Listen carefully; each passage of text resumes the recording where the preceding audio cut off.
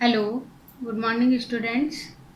अपना कल देखो ये स्टार्ट कर दिया था मैंने स्किन वाला चैप्टर, और उसमें अपना एपिडर्मिस वाला पोर्शन कंप्लीट हो गया था।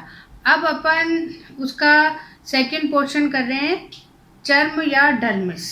और कल ही मैंने आपको बताया था कि 75% तो होता है डर्मिस पोर्शन, और जबकि 25% होता है एपिडर्मिस। तो ये अपना कल हो गया था। अब देखो, ये सबसे पहले जैसे वहाँ ओरिजिन बताया था, वैसे यहाँ पे भी जो उत्पत्ति है वो किससे, मीजोडर्म से।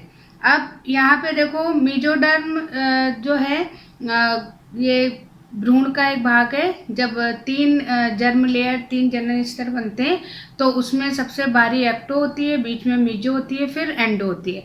तो एक्टो से तो एपिडर्मिस बन गई, और मीजोडर्म से क्या बन रही है, डर्मिस या चर्म। फिर उसके बाद में अगर हम इसकी स्ट्रक्चर देखें, तो स्ट्रक्चर में इसमें बहुत सारे आपको कनेक्टिव टिश्यूज मिलेंगे, संयोजी ऊतक मिलेंगे। क्योंकि अभी तक तो अपने पास में लेयर थी, तो सब एक के बाद एक सेल्स, एपिथेलियम सेल्स थी, वहाँ पे त्वचा वाली सेल्स थी। तो अब यहाँ पर आपको बहुत सारे ऊतक मिलेंगे, और वो ऊतक क्योंकि यहाँ ब्लड भी है, यहाँ पे सारे जो है नर्वस सिस्टम भी है, यानी कि तंत्रिका तंतु भी है, फिर कुछ ग्लैंड्स भी हैं। तो इसलिए जो है यहाँ पर आपको क्या मिलेंगे, यहाँ पर आपको मिलेंगे बहुत सारे संयोजी ऊतक या कनेक्टिव टिश्यूज। फिर उसके बाद में यहाँ पे कुछ फाइबर्स भी हैं, जैसे कोलेजन फाइबर है, येलो फाइबर्स हैं। फिर उसके बाद में ब्लड सेल्स हैं, तंत्रिकाएं हैं, कुछ रेखित और अरेखित पेशियां हैं। तो ये जो है ग्रंथियां हैं। तो यहाँ पर अब ये जो पार्ट है, ये पार्ट जो है पूरा का पूरा एक अंग की तरह है, क्योंकि इसमें सारी चीज़ें आपको मिलेंगी। इस पार्ट को भी जैसे वहाँ 5 लेयर्स में डिवाइड किया था, ऐसे यहाँ पे भी इसको 2 भागों में डिवाइड किया हुआ है। ऊपर वाला तो है पेपिलरी, ठीक है। और इसमें ऐसा कोई आपको डिवीजन खास ऐसे दिखेगा नहीं, पर वैसे ही बता दे रही हूँ, पेपिलरी है। और नीचे इसमें नाम भी पेपिलरी है, इंग्लिश में भी हिंदी में भी। और दूसरा है जालिका स्तर, या जिसे बोलते हैं रेटिकुलर लेयर। तो 2 में इसमें डिवाइड किया हुआ है। तो पहला है पेपिलरी। अब ये जो है, इसमें आपको फाइबर्स मिलेंगे, ठीक है, और ब्लड वेसल्स मिलेंगी। इसके अलावा जो है इसमें जैसे कल भी मैंने आपको दिखाया था कि जो बेसमेंट या जो आधार इसमें है, कला या मेम्ब्रेन, जो कि इससे स्टार्टिंग हो रही है, और जो एपिडर्मिस की एंडिंग है मेलपिगी, वो दोनों अटैच है एक तरीके से। तो वो आपको थोड़ी सी जिग जैग में मिलेगी। और उसी जिग जैग में आपको कल मैंने बताया था कि रेटिपैगस होते हैं, जिसमें कि वर्णक कोशिकाएं होती हैं। तो यहाँ पे जो है सबसे जो नीचे वाली है, या इसके आप कह सकते हो सबसे ऊपर वाली है, वो आपको थोड़ी सी कैसी मिलेगी, उसमें विलाई मिलेंगे, या उंगली जैसे प्रवर्ध होते हैं, जिसे कि हम विलाई बोलते हैं, ठीक है, या रसांकुर बोलते हैं। तो यहाँ पर इस तरीके की संरचना आपको इसमें दिखाई देगी। फिर जो दूसरा स्तर है, जालिका स्तर, ये उसकी तुलना में मोटा होगा, और इसमें ये मतलब पहला वाला तो फिर भी थोड़ा आपको कॉम्पैक्ट या पास पास मिलेगा। बाकी जो नीचे वाला रेटिकुलर है, क्योंकि जाल आ गया आपका, तो यहाँ पर आपको ये हिस्सा कैसा मिलेगा, बिल्कुल खुला मिलेगा। और इसमें आपको जैसे अभी आप इसमें पढ़ोगे कि क्या क्या स्किन में पाया जाता है, तो हेयर है तो हेयर का निचला पार्ट भी मिलेगा। कुछ ग्लैंड्स हैं, जैसे सिबेसियस ग्लैंड है, स्वेट ग्लैंड है। तो ये सारी जो है ग्रंथियाँ इसमें मिलेंगी। फिर यहाँ पर जो है कुछ जो है तंत्रिकाएं हैं, उनके पार्ट्स भी आपको मिलेंगे।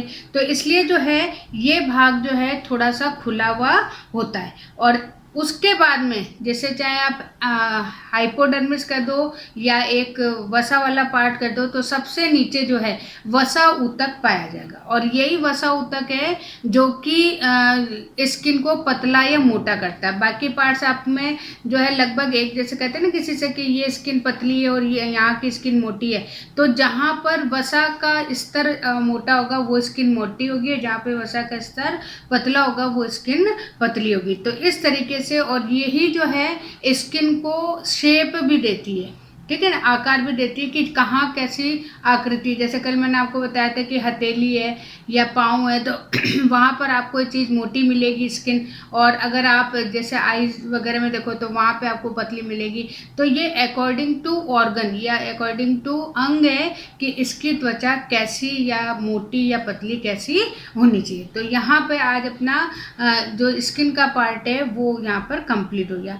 अब नेक्स्ट जो है वो है त्वचा के व्युत्पन्न, डेरिवेटिव्स ऑफ स्किन, कि स्किन से जो है क्या क्या चीज़ें बनती हैं, या उसमें जो है कोई भी उत्पत्ति किसकी हो रही है। अब जैसे बाल है, ठीक है, हेयर है, तो वो हेयर एक व्युत्पन्न है, एक अलग से अंग है जो किससे बन रहा है, स्किन से बन रहा है। तो इस तरीके से यहाँ पर आपके कुछ ग्लैंड्स हैं, कुछ और चीज़ें हैं। तो यहाँ पे दो तरीके की चीज़ें आपके इसमें डिवाइड की हुई है, एक तो रोम जिसको अपन हेयर बोलते हैं, और एक है त्वक ग्रंथियाँ यानी क्यूटेनियस ग्लैंड्स, की इसमें कौन कौन सी ग्लैंड्स हैं, और ये ग्लैंड्स भी अकॉर्डिंग टू ऑर्गन होती है। जैसे आपको हथेली है तो यहाँ पे आपको पसीना कभी नहीं आता, तो यहाँ स्वेट ग्लैंड नहीं मिलेगी। अंडर आर्म्स हैं जो बगल में, वहाँ पे पसीना ज़्यादा आता है तो वहाँ पे स्वेट ग्लैंड ज़्यादा मिलेगी। तो ये है सारी, अपन सभी पढ़ेंगे, लेकिन इनकी जो मात्रा, इनकी जो क्वांटिटी है वो भी कैसी है, अंगों के आधार पे। अब अपने सबसे पहले अपन देख रहे हैं हेयर, बाल, और यहाँ पे देखो डायग्राम में बहुत सिंपल सा डायग्राम है। तो यहाँ पर ये है, अब ध्यान रखना आपको, जो हेयर है वो हेयर आपको आधा तो किसमें दिखेगा, अधिचर्म में, और आधा पार्ट इसका कहाँ दिखेगा, चर्म में दिखेगा। लेकिन ये व्युत्पन्न किसका कहलाएगा, ये व्युत्पन्न अपना कहलाएगा अधिचर्म का, ठीक है। तो ये जो है अगर आप देखोगे डायग्राम में तो ये अधिचर्मी है जो चर्म के अंदर धसी हुई है, और इसका आधे से ज़्यादा पार्ट है वो बाहर की तरफ निकला रहता है। तो ये स्ट्रक्चर है हेयर की। अब इसमें भी अगर आप देखो तो इसमें बहुत सारे आपको पार्ट्स दिखाई देंगे, ठीक है। और पार्ट्स में सबसे पहले है रोम पुटक या हेयर फॉलिकल, ठीक है, यानी कि जो बाल है, पुटक मतलब होता है फॉलिकल यानी कि उसका आवरण। अब यहाँ पे अगर वैसे अगर देखो एक कुछ चीज़ें होती है, जैसे उत्पत्ति आपसे पूछा जाता है या हेयर है वो कौन सा पार्ट है, तो आप अधिचर्म कहोगे। और अधिचर्म में भी अगर आपसे और पूछा जाए तो मेल पीगी जो स्तर है, जो अपन ने कल पढ़ा था मेल पीगी स्ट्रेटम, तो वो ही जो है उसके थ्रू, और वही जो है त्वचा का या अधिचर्म का जीवित भाग है। तो ये जो है अंदर की तरफ धस के इसकी संरचना बनाता है। तो इसके चारों तरफ आपको जो आवरण मिल रहा है, जिसको अपन क्या बोल रहे हैं, रोम पुटक, तो ये सबसे बाहर की तरफ है और बिल्कुल थैली जैसी बैग लाइक स्ट्रक्चर होती है। तो इसे अपन क्या बोलते हैं, रोम पुटक या हेयर फॉलिकल। और इसके अंदर भी जो है आपको दो स्तर दिखाई देंगे। जो बाहर वाला है वो तो थोड़ा फाइब्रस होता है, तो उसे तो तंतुमय कहते हैं, फाइब्रस वाला। और जो अंदर वाला है उसमें इसमें कोशिकाएं उपस्थित होती हैं, तो वो पार्ट कहलाता है सेलुलर स्ट्रक्चर। फिर उसके बाद में रोम की जड़ या हेयर रूट, जैसे प्लांट्स की रूट्स होती हैं उसी तरीके से हमारे भी बाल की रूट होती है। और कभी आपने देखा हो कभी कोई बाल उखड़ा हो तो उसमें बिल्कुल आपको जैसे कोई बिंदु सी लगी हुई हो, तो उस तरीके का पॉइंट दिखाई देता है और वो कहलाता है हेयर रूट। और यही जो है न्यूट्रिशन लेता है। ये जैसे अपन कहते हैं ना ऑयलिंग है, या अगर किसी के बाल हैं तो उन बाल से ही देख के हम उसकी हेल्थ भी बता सकते हैं कि भाई बाल बिल्कुल डल है, इसका मतलब कि इसका न्यूट्रिशन अच्छा नहीं है। बाल बहुत अच्छे हैं, बहुत शाइन कर रहे हैं, इसका मतलब इसका न्यूट्रिशन अच्छा है। तो ये रूट्स के थ्रू ही जो है अपना न्यूट्रिशन लेता है, ठीक है। तो ये हो गए रूट्स। और इसमें जो है आपको वही बाल जैसे बाल तो है ही, उसके बाद और भी छोटी छोटी आपको इसमें ब्रांचेस दिखाई देंगी। फिर उसके बाद में है रोम पेपिला या हेयर पेपिला। अब ये क्या है, जैसे आप इसमें देख भी रहे हो कि नीचे इस तरीके से गड्ढा सा है, तो ये गड्ढा क्या कहलाता है, पेपिला, ठीक है। और इसमें जो है बहुत सारी आपको ब्लड वेसल्स वगैरह या ब्लड सेल्स वगैरह मिलेंगी गुच्छा कभी, क्योंकि जैसे कभी बाल उखड़ता भी है तो उससे एकदम से ब्लड निकल के आता है। तो वो यही कारण है क्योंकि जो इसका रोम पेपिला है वो किससे वहाँ सबसे ज़्यादा क्या उपस्थित है, वो उपस्थित है आपका ब्लड। अब जैसे मान लो कि जब बालों को काटते हैं, कई बार इस तरह से पूछा भी जाता है कि बालों को काटते हैं तब तो दर्द नहीं होता, लेकिन अगर बालों को उखाड़ा जाता है तो दर्द होता है। तो यही इसका कारण है, क्योंकि जो बाल बाहर निकला हुआ है एपिडर्मिस से या आदि चर्म से, वो तो है निर्जीव, और जो अंदर धसा हुआ है वो है सजीव। तो जब काटा जाता है तो दर्द, यही नाखून के साथ भी होता है कि जब आप काटते हो तो दर्द नहीं होता है, लेकिन जब किसी वजह से वो स्किन से अगर अलग हो रहा है तो उस समय दर्द होता है, क्योंकि वो जीवित भाग होता है और जो कट रहा है वो कौन सा होता है, निर्जीव, तो इसलिए उसमें दर्द नहीं होता है। ठीक है। फिर उसके बाद में रोम कांड या हेयर सॉफ्ट, जो कि अधिचर्म से बाहर आपको दिखाई दे रहा है, वो क्या कहलाता है, रोम कांड या हेयर सॉफ्ट। और ये भाग भी बिल्कुल क्या होता है, डेड होता है, निर्जीव होता है। और यहाँ पे जैसे कल आपको क्रिटेनाइजेशन बताया था, तो उसी तरीके से जो है धीरे धीरे जो क्रिएटोहाइलिन प्रोटीन है वो डिवाइड होते हुए, वो विघटित होते हुए इस क्रिएटिन में बदल जाता है। तो ये पार्ट में आपको क्या मिलेगा, क्रिएटिन मिलेगा। ठीक है। फिर उसके बाद में अगर अपन इसकी स्ट्रक्चर देखें, यहाँ फोटो भी मैं आपको दिखा रही हूँ, तो अगर हम जो रोम कांड है या हेयर सॉफ्ट है, इसका अगर ट्रांसफर सेक्शन काटे, उसका अगर हम टीएस काटे, तो उसमें आपको 3 भाग दिखाई दे रहे हैं। सबसे बाहर की तरफ क्यूटिकल है, जैसे और उप त्वचा होती है उसी तरीके से होता है, एक स्तरीय है या एक लेयर है इसमें। और इसकी जो कोशिकाएं हैं वो बिल्कुल कैसी होती है, स्केली। जैसे कभी अपन कहते हैं ना हमारे बाल 2 मुंह के हो गए, तो 2 मुंह मीन्स उसकी क्यूटिकल जो है वो अलग हो रही है। तो वो न्यूट्रिशन अगर अच्छा नहीं होगा तो वो क्यूटिकल उससे अलग होने लगेगी। फिर उसके बाद में अंदर की तरफ है कॉर्टेक्स या वल्कुट, ये क्योंकि आपने तन्ने और उसकी कर रखी तो आपको ये सारी संरचना पता होगी। तो ये है मध्य स्तर, और यहीं पर जो पाए जाते हैं इसके कलर, कि जैसा हमारा हेयर का कलर है वैसे ही वहाँ पे पिगमेंट उपस्थित होगा।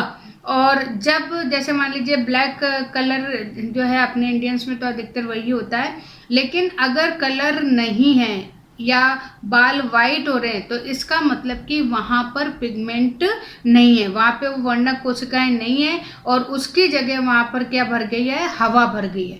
तो इसलिए वो बाल कैसा दिखाई देता है, वाइट कलर का दिखाई देता है, सफ़ेद रंग का दिखाई देता है। एक बार मेरे सभी बच्चों ने पूछा सफ़ेद बाल कैसे होते हैं, तो वो बाल इसीलिए होते हैं क्योंकि वहाँ से वर्णक कोशिकाएँ तो हट जाती हैं या पिगमेंट्स हैं वहाँ से हट जाते हैं, और उसकी जगह वहाँ एयर भर जाती है, तो वो ट्रांसपेरेंट या वाइट कलर का दिखाई देता है। फिर उसके बाद में सबसे अंदर की तरफ है मध्यांश या मेडुला, और ये जो है सबसे अंदर की तरफ, और यहाँ पे बहुत सारी कोशिकाएं होती हैं, और ये जो कोशिकाएं, यही कोशिकाएं जो है बाल का मेन एक्सिस बनाती है। बाकी चीज़ें इसके ऊपर है, तो ये सबसे सॉलिड होगी, तो उस पर मेडुला है, और मेडुला में आपको पता है वर्णक है, और सबसे बाहर की तरफ पतली स्केली या सल्की संरचना होती है जिसे अपन क्यूटिकल बोलते हैं। फिर इसमें एक चीज़ और है, एरेक्टर पिलाई मसल्स या पेशियाँ। ठीक है। अब ये पेशियाँ क्या है कि जैसे अपने पास में बहुत सारी संवेदनाएं होती है, बहुत सारे स्टिमुलेशन होते हैं। तो जैसे मान लीजिए कि कभी आप डर रहे हो या ठंड के मारे कपकपाहट, तो अपन कहते हैं हमारे रोंगटे खड़े हो गए, हमारे बाल हैं वो खड़े हो जाते हैं, चाहे सर्दी हो या कोई भी इमोशन है तो उस इमोशन में बाल खड़े हो जाते हैं। तो ये इसलिए होते हैं क्योंकि ये जो मसल्स हैं, ये मसल्स कॉन्ट्रैक्ट कर लेती हैं, ये सिकुड़ जाती हैं। अब ये किसी भी संवेदना के कारण अगर सिकुड़ जाती हैं तो उसे हम क्या बोलते हैं, रोंगटे खड़े होना। ठीक है। और पूछा भी था किरण ने कि क्या होते हैं ये गूज, तो ये गूज बम्स या गूज लेसेस इसी को कहते हैं कि जब इरेक्टेड मसल्स हैं वो मसल्स कॉन्ट्रैक्ट हो जाती हैं तो उसकी वजह से बाल खड़े हो जाते हैं त्वचा के, उसे हम क्या बोलते हैं, रोंगटे खड़े होना, या थोड़ा सा उसको स्टाइल में हम क्या बोल देते हैं, बूम्स आना। ठीक है। तो ये गूज बम्स या गूज ब्लेसेस, इस तरीके से हम इसको अलग से कह देते हैं। तो ये आपके स्ट्रक्चर किसकी हो गई, हेयर की।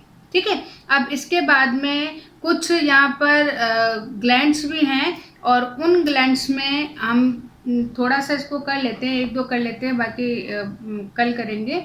अब यहाँ पे देखो सबसे पहले जो हमारी ये जो ग्लैंड्स हैं, ये ग्लैंड्स कौन सी हैं, बाहिर स्रावी यानी एक्सोक्राइन। आपने एंडोक्राइन और एक्सोक्राइन अभी आपके इस कोर्स में आएगी। तो एंडोक्राइन और एक्सोक्राइन क्या होती है, ग्लैंड्स होती हैं जब किसी नलिका के साथ, मतलब जो अपनी एंडोक्राइन है उनको अपन बोलते हैं डक्टलेस, और जो एक्सोक्राइन होती है उनको हम बोलते हैं डक्टेड, यानी कि इनमें नलिकाएं होती है और इनका जो स्त्राव है एक्सोक्राइन का वो नलिकाओं की सहायता से एक जगह से दूसरी जगह जाता है। तो ये जितनी आप ग्लैंड्स पढ़ रहे हो उसमें आपको सारी नलिकाएं मिलेंगी, इसमें आपको ट्यूब्स मिलेंगी जिनकी सहायता से एक स्थान से दूसरे स्थान इनका रस या इनका जूस या इनका सिग्रेशन जो भी आप कहना चाहो वो एक स्थान से दूसरे स्थान पर जाता है। तो ये जितनी अपन ग्लैंड्स पढ़ेंगे वो कौन सी, सबसे पहली बात तो ये है एक्सोक्राइन या बाह्य स्त्रावी।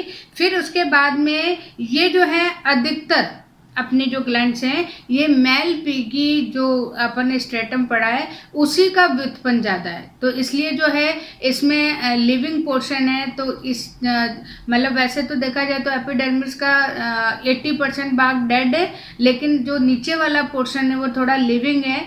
तो वो ही लिविंग जो है इन सारी ग्लैंड्स को कंट्रोल करता है और इन्हीं के थ्रू जो है वो सारा काम यहाँ पर होता है। ठीक है, तो आज अपन इतने कर रहे हैं, अब ग्लैंड्स और इसके फंक्शन कल मैं कराऊंगी।